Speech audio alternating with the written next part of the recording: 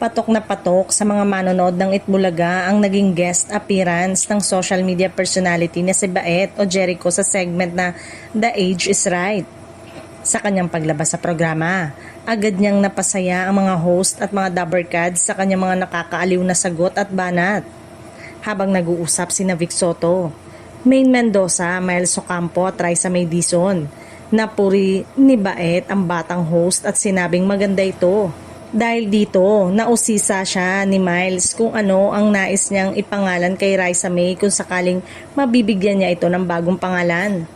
Una niyang iminungkahi ang pangalan ni Nicole, ngunit agad namang sinabi ni Raisa na pangalan na ito ng kanyang kapatid. Kaya naman nag-isip muli si Baet at napili niya ang pangalang Ganda na ikinatuwa ng lahat sa studio.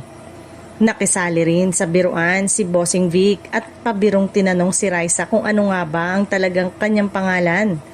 Walang pag-aalinlangan sumagot ang batang host ng ganda na lang, na lalong nagdulot ng tawanan sa kanilang lahat.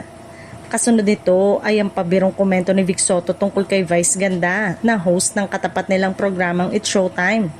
"Sorry Vice Ganda, may pantapat na kami sa'yo." Biro ni Bossing na sinabayan ng halakhaka ng mga host at mga dabbercads. Sa naturang eksena, marami ang natuwa at agad binansaga ng mga netizens si Raisa May bilang Raisa Ganda. Sa ngayon ay wala pang naging reaction si Vice Ganda sa naturang biruan, ngunit malinaw na good vibes lamang ang hatid ng masayang palitan ni na Bossing Vic at Raisa May.